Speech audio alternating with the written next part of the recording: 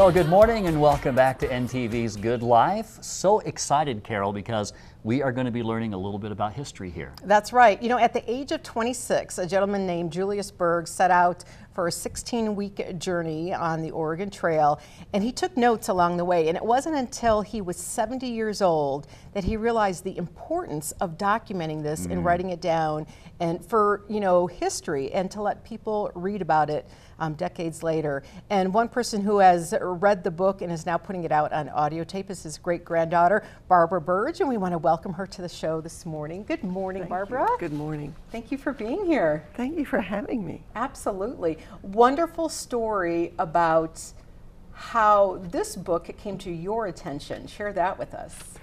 Well, it was always right in front of me on the shelf in my family home, but I had to be over 50 to realize something that had been in my family might actually be of interest. So I finally read it, and then I realized it was a treasure. And I think one of the reasons I didn't read it earlier was the title, The Awakening of the Desert, and I thought that meant Lawrence of Arabia and camels, and I couldn't figure it out, and I didn't know that this part of the world was called the Great American Desert. Absolutely, because you don't think about that as being the desert. I think Lewis and Clark originally called it that when they came through back once upon a time. But Julius was on the Oregon Trail. What years was he on the trail? Just 1866 for a 4-month journey from Wisconsin, and he went as far as Salt Lake City. They dropped down the Mormon Trail, and they were doing this to sell things and make a profit and have a grand adventure while they were doing it. What do other people in your family say about the book that have read this? They also think it's a real treasure, but I don't know how many have actually read it. My father was very proud of it because he was Julius's grandson. And this is Julius right here on the screen, correct? That's Yes. it? Yeah. Yes. Wow. Yeah, he did well on the trip, and then shortly thereafter moved to St. Louis and became a real industrialist and sold farm implements and wagons and such to people moving west. What did you learn that maybe surprised you about your great-grandfather in reading his book? I don't think I fully appreciated what a great sense of humor he had until reading the book, and it's just, as you know, full of funny stories.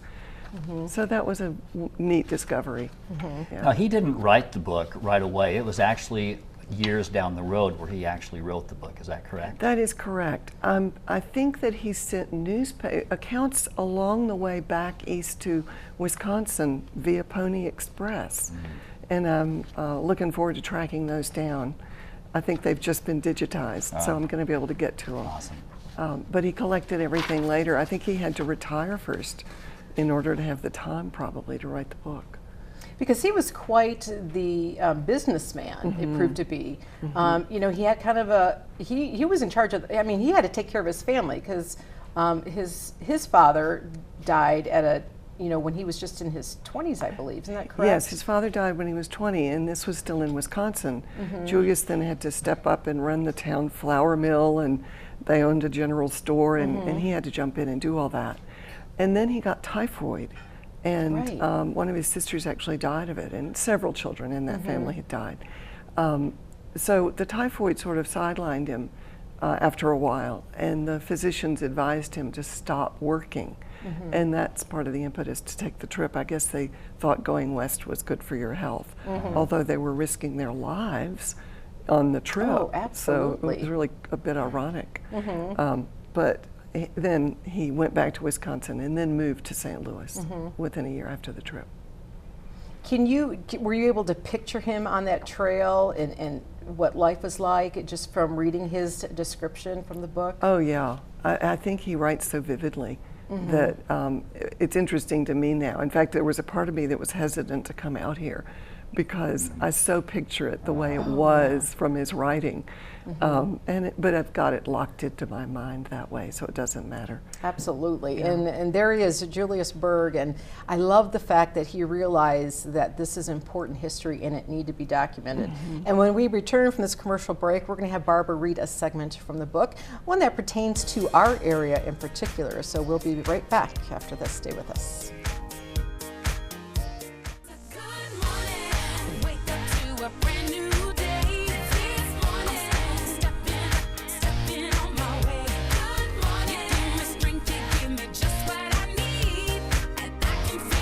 Well, welcome back. Barbara Birge joins us now. Her great-grandfather, Julius Birge, blazed the Oregon Trail from Wisconsin to Salt Lake City, and he wrote the book. And why do you think he picked the title that he did?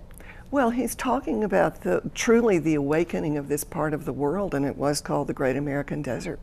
So this title made total sense in its day, because, you know, this was desert and nobody was here and nothing was here to speak of except some government outposts. And he saw it awakening with immigration, particularly at the end of the Civil War. And then, of course, the railroads. By the time he wrote this in 1912, it had been settled, but he was seeing the early awakening. Yeah.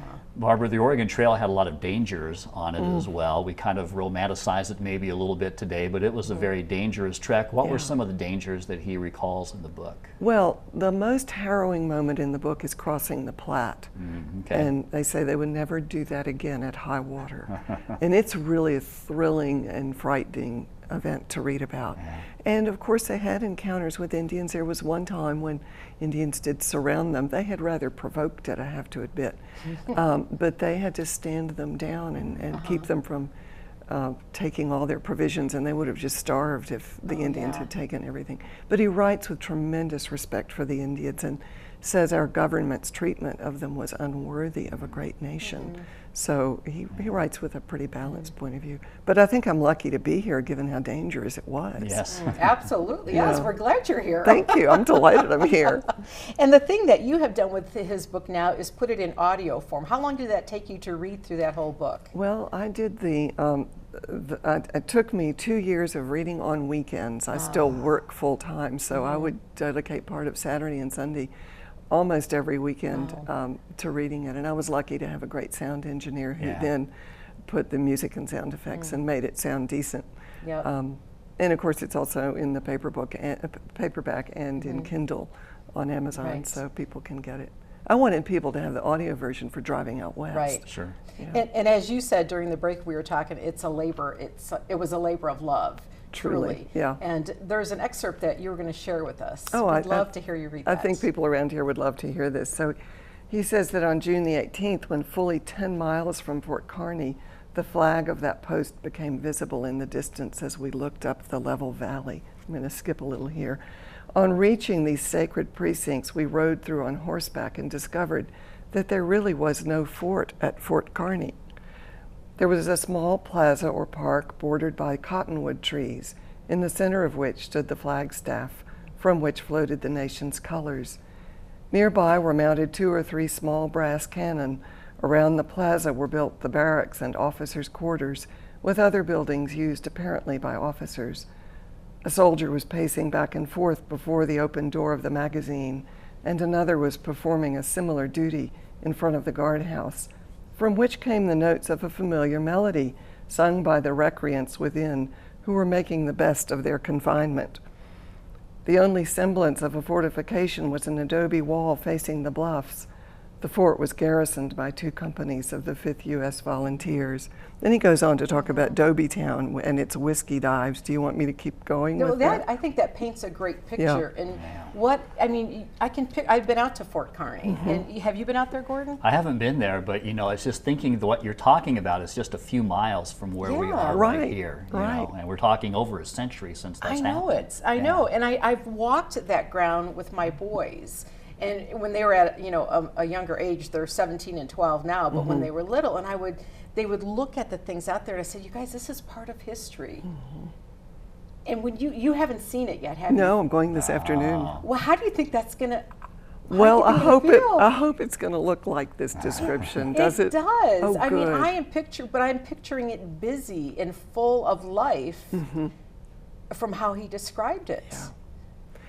Wow. This is such a pilgrimage for me. I think it's going to be pretty emotional for me to be there. In any way that I can retrace his journey after walking it with him in a way, reading the book is very emotional. You know. Why do you think he was so determined to share this history? He really understood the importance of the land as it had been. His reverence for the environment is tremendous throughout the book.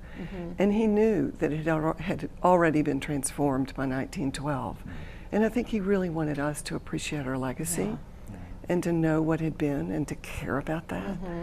And I think that was his main incentive, was he knew he'd seen what had disappeared. Absolutely. And he didn't want us not to know.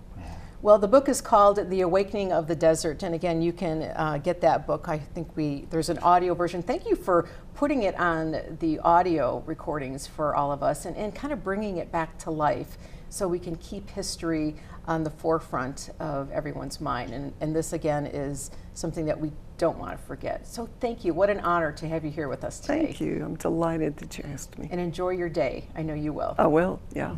And we'll be back with more Good Life in just a moment, friends. Stay right where you are.